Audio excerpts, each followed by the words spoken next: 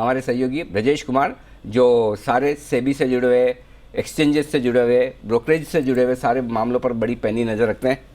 ब्रजेश, ये क्या मामला है, टू बिग टू फेल?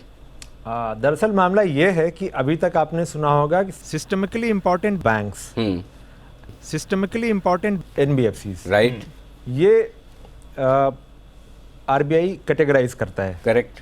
यानी ये इतने बड़े हो गए हैं साइज में कि इनको कुछ नहीं होने देना है, इसलिए इनकी हिफाजत ज़्यादा करनी है। करेक्ट। क्योंकि अगर इनको कुछ हो गया तो ये इतने इंटरकनेक्टेड हैं कि ये बहुत बड़े पैमाने पर तबाही फैला सकते हैं सिस्टम में।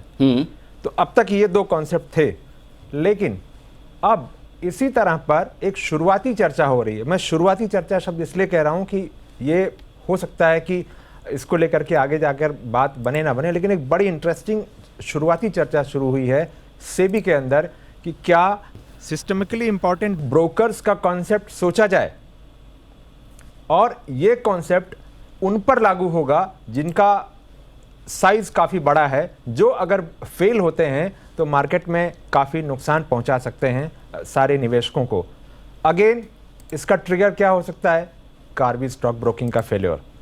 तो उसी फेल्योर की कहें तो एक लर्निंग है जो इस कॉन्सेप्ट पर विचार किया जा रहा है।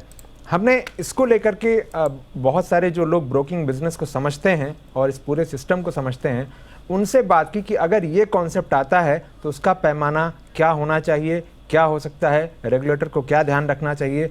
तो उसमें क्या चीज़ें निकल कर आई कि इसका सबसे बड़ा पैमाना ये हो सकता है कि जो उनके कारोबार का साइज है। अब कारोबार में आप ये कहेंगे कि टर्नओवर साइज है या number of active client size होना चाहिए। तो लोगों का व्यू है कि नंबर ऑफ एक्टिव क्लाइंट जो है वो अगर साइज होता है और उस आधार पर इनकी निगरानी बढ़ाई जाती है, इनकी पूंजी जो है, इनकी पूंजी को और ज़्यादा मजबूत करने को कहा जाता है।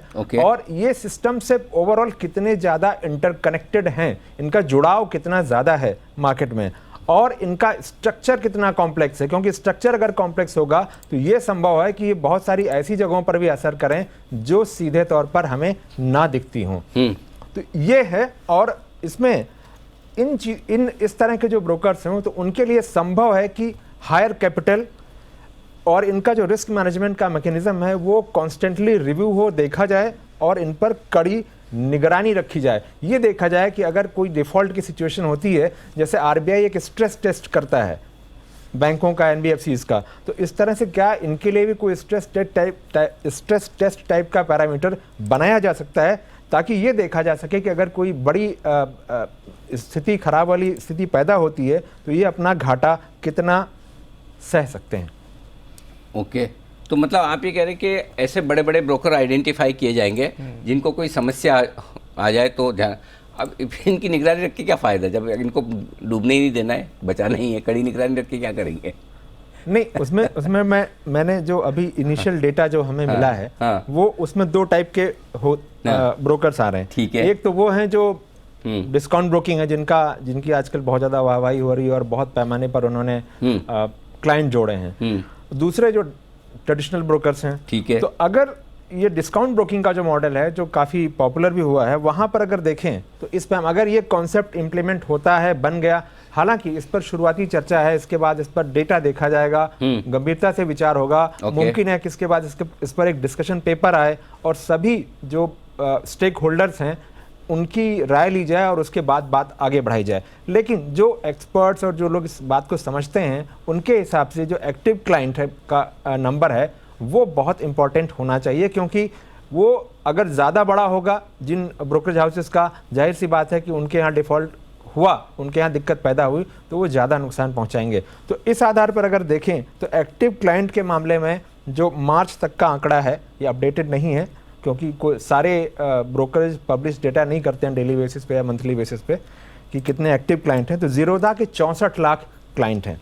ओके। अप स्टॉक्स के 58 लाख हैं, ग्रो के 40 लाख हैं, एंजल वन ब्रोकिंग के 37 लाख हैं। तो ये अगर वो वाला क्राइटेरिया अप्लाई किया जाता है कि जहां पर एक्टिव क्लाइंट एक अहम पैरामीटर हो तो मुमकिन है कि ये सारे उसमें आएंगे। अगर ट्रेडिशनल वाले जो हैं वो बहुत दूसरे और तरीकों से भी इंटरकनेक्टेड हैं, क्योंकि उनकी बहुत सारी और इस तरह की इंटरमीडियरीज हैं जो मार्केट के लिए काम करती हैं, तो उसमें अगर देखें तो सबसे बड़ा ICICI सिक्योरिटीज़ होगा जिसके 30 लाख एक्टिव क्लाइंट हैं। इसके अलावा कोटक सिक्योरिटीज़ के करीब 13 लाख एक्टिव क्लाइंट हैं। HDFC के करीब 11.5 लाख एक्टिव क्लाइंट हैं। IIFL सिक्योरिटीज़ के 11 लाख एक्टिव क्लाइंट हैं। लेकिन 5 पैसा को भी अगर जोड़ लेते हैं तो कुल मिलाकर ओवरऑल 29 लाख एक्टिव क्लाइंट हो सकते हैं।